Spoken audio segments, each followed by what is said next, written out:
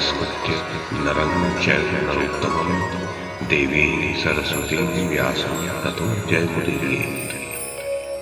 ओम नमो भगवते वासुदेवाय, ओम नमः पितामहाय, ओम नमः प्रजापतिभ्यः, ओम नमः कृष्णद्वैपायनाय, ओम नमः सर्वविघ्नविनायकेभ्यः।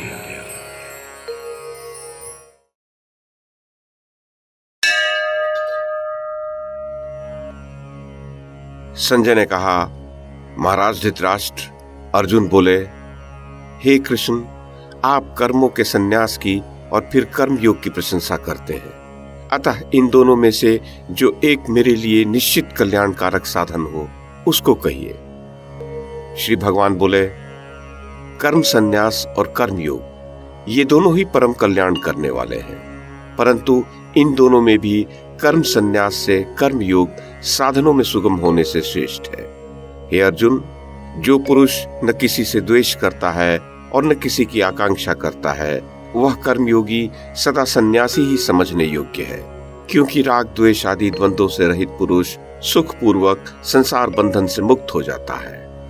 उपर्युक्त संन्यास और कर्म योग को मूर्ख लोग पृथक पृथक फल देने वाले कहते हैं, न कि पंडित जन, क्योंकि दोनों में से एक में भी सम्यक प्रकार से स्थित पुरुष दोनों के फल रूप परमात्मा को प्राप्त होता है। ज्ञान योगियों द्वारा जो परम धाम प्राप्त किया जाता है, कर्म योगियों द्वारा भी वही प्राप्त किया जाता है। अतः जो पुरुष ज्ञान योग और कर्म योग को फल रूप में एक देखता है, वही यथार्थ है।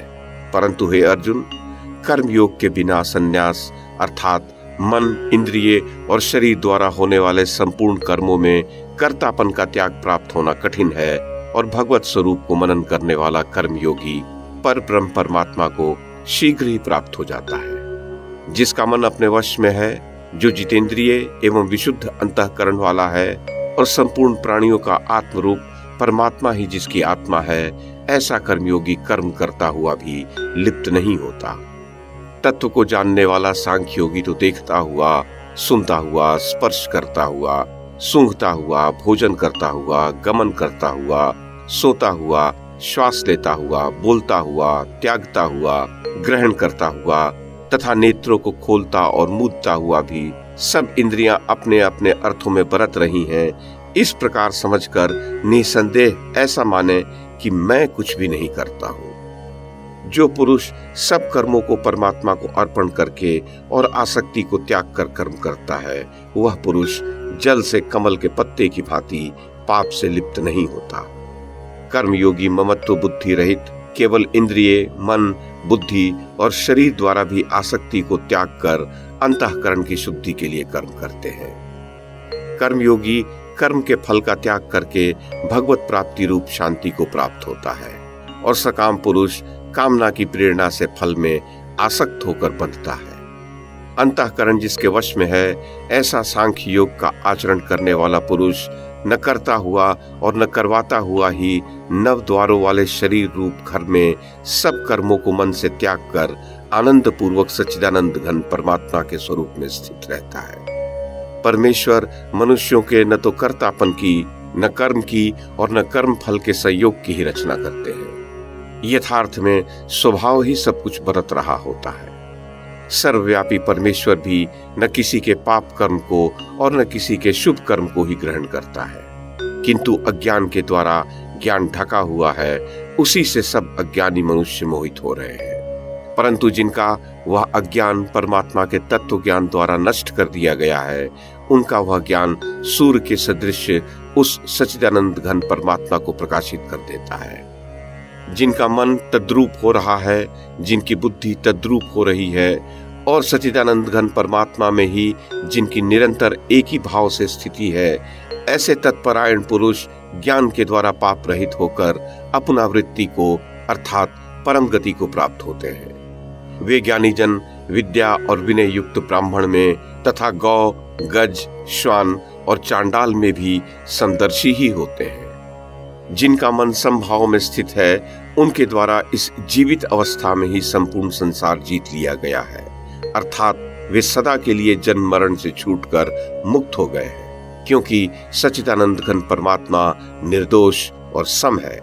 इससे वे सच्चिदानंद घन परमात्मा में ही स्थित है। जो पुरुष प्रिय को प्राप्त होकर हर्षित नहीं हो और अप्रिय को प्राप्त होकर उद्विग्न नहीं हो, वह स्थिर बुद्धि संशय रहित ब्रह्मवेत्ता पुरुष सच्चिदानंद घन पर ब्रह्म परमात्मा में एक ही भाव से नित्य स्थित है। बाहर के विषयों में आसक्ति रहित अंतःकरण वाला साधक आत्मा में स्थित जो ध्यान जनित सात्विक आनंद है उसको प्राप्त होता है।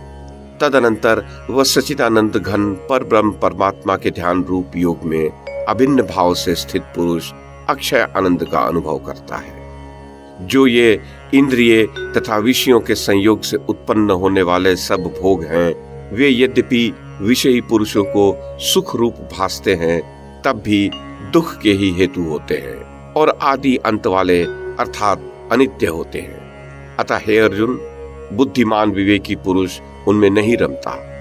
जो साधक इस मनुष्य शरीर में शरीर का नाश होने से पहले पहले ही काम क्रोध से उत्पन्न होने वाले वेग को सहन करने में समर्थ हो जाता है, वही पुरुष योगी है और वही सुखी है। जो पुरुष अंतरात्मा में ही सुख वाला है, आत्मा में ही रमण करने वाला है तथा जो आत्मा में ही ज्ञान वाला है, वह सच्चिदानंद घन पर ब्रह्म परमात्मा के साथ एक ही भाव को प्राप्त सांख्य योगी शांत ब्रह्म को प्राप्त होता है।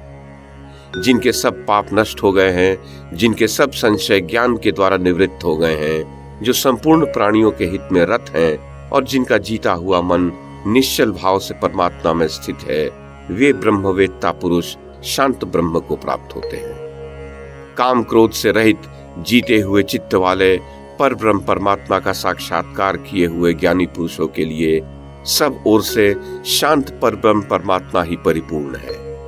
बाहर के विषय भोगों का चिंतन न करता हुआ बाहर ही निकालकर और नेत्रों की दृष्टि को भ्रिकुटी के बीच में स्थित करके तथा नासिका में विचरने वाले प्राण और अपान वायु को सम करके जिसकी इंद्रियां, मन और बुद्धि जीती हुई हैं, ऐसा जो मोक्ष परायण मुनि इच्छा, भय और क्रोध से रहित हो गया है, वह सदा मुक्त ही है। मेरा भक्त मुझको सब यज्ञ और तपों का भोगने वाला, संपूर्ण लोकों के ईश्वरों का भी ईश्वर तथा संपूर्ण भूत प्राणियों का सुहृद अर्थात स्वार्थ रहित, दयालु और प्रेमी, ऐसा तत्व से जानकर शांति को प्राप्त होता है।